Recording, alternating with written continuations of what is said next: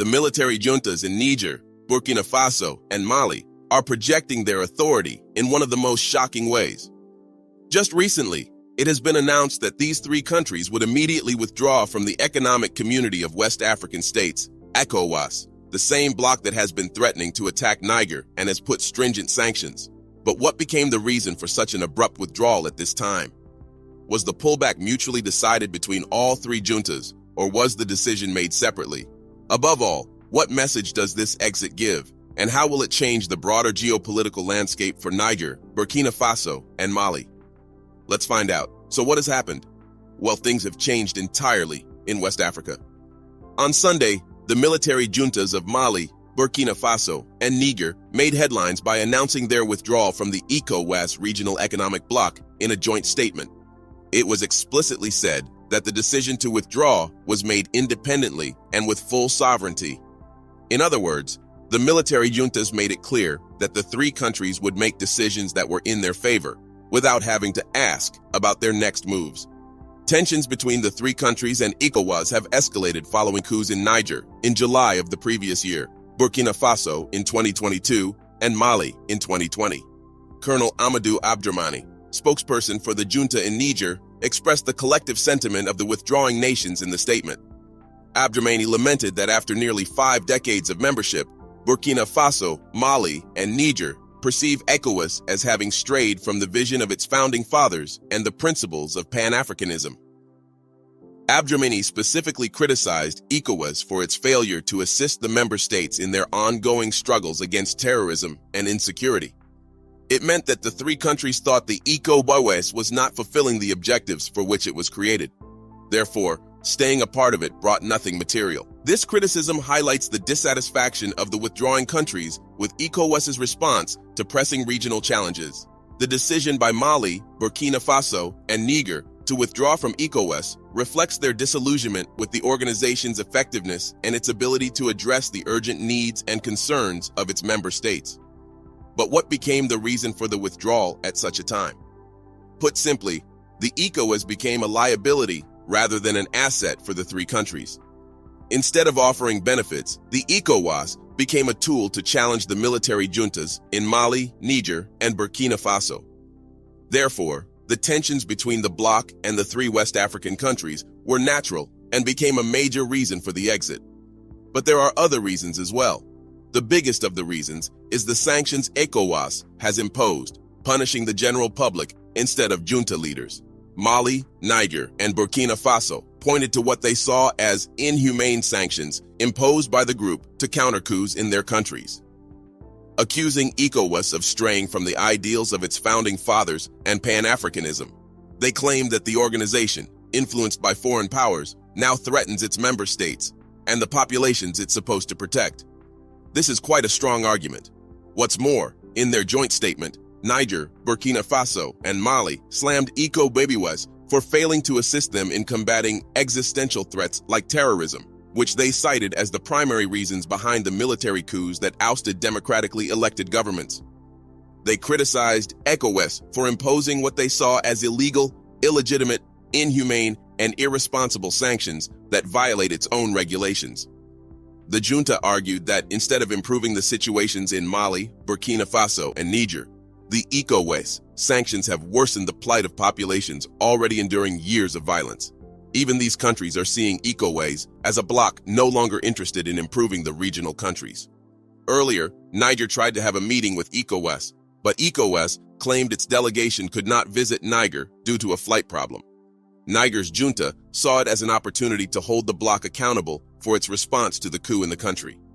In an attempt to mend relations with ECOWAS, Niger invited its representatives to the capital Niamey on Friday, but only a delegation from Togo showed up, further showing the perceived lack of good faith within the organization, as pointed out by Ali Mohamed Lamine Zaine, Niger's army-appointed prime minister.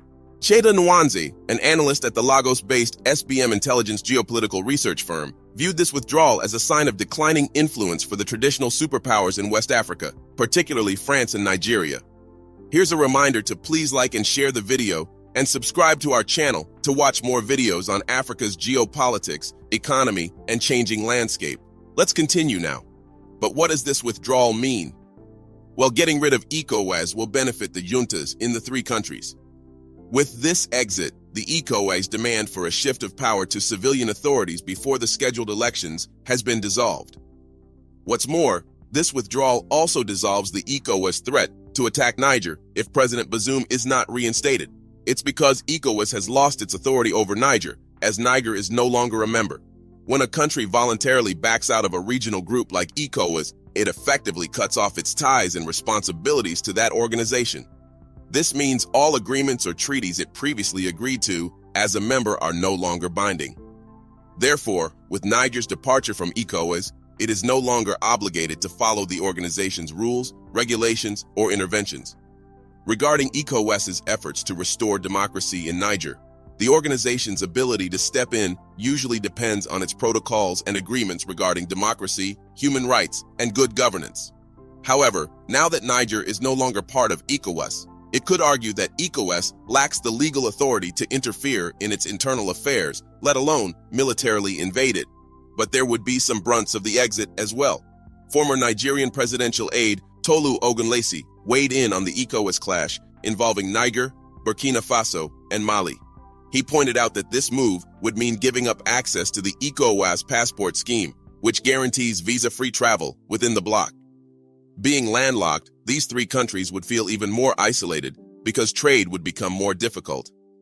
Earlier, they used ports offered by ECOWAS members, but now, leaving ECOWAS means giving up the ports as well.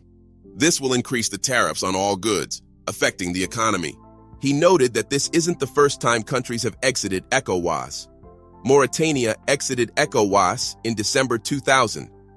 Likely, they did so to focus on bolstering ties with North African nations like Libya, Algeria, and Morocco. However, Mauritania made a comeback in December 2019, perhaps to ink a partnership agreement covering trade and migration with ECOWAS. What's more, as per the bloc's rules, member states eyeing withdrawal must serve up a written one-year notice. It's still not confirmed that Mali, Niger, and Burkina Faso had submitted written applications a year ago. The rules dictate that they must still play by the book during this one-year period until their membership is suspended. Well, ECOWAS seemed unaware of what happened. It confirmed that it had not received any official notification from Niger, Mali, and Burkina Faso regarding their exit from the African bloc. It was said in an official statement that the Commission had not received any direct formal notification from the three member states about their intention to withdraw from the community. Even ECOWAS stressed their ongoing collaboration with these nations to restore constitutional order. ECOWAS announced on Sunday that the three countries declaring their withdrawal from the West African sub-regional bloc had not formally communicated this decision to them. This opens a new Pandora's box, creating confusion and showing that ECOWAS might use the technical term of submitting the application to exit 1 year earlier. In this way, ECOWAS could exercise authority over Mali, Niger, and Burkina Faso. However, the joint statement given by the three juntas explicitly said that the exit would be effective immediately. In other words, the three countries are in no mood to accept and follow the ECOWAS terms and obligations for another year. Instead, they have decided to end ties immediately by using their sovereign right. What do you think? Should Niger, Burkina Faso, and Mali have quit the ECOWAS long ago? Is this decision to pull back from the ECOWAS good or bad, given that all these three countries were hostile to the bloc? In the comment section right below, let us know your thoughts on how these three countries will respond if ECOWAS attack Niger, given that they are not ECOWAS members now. Do you want to watch more videos like this one? If yes, subscribe to our channel and press the bell icon next to it. We have decided to bring videos on something nobody talks about: African politics, economy, and increasing power.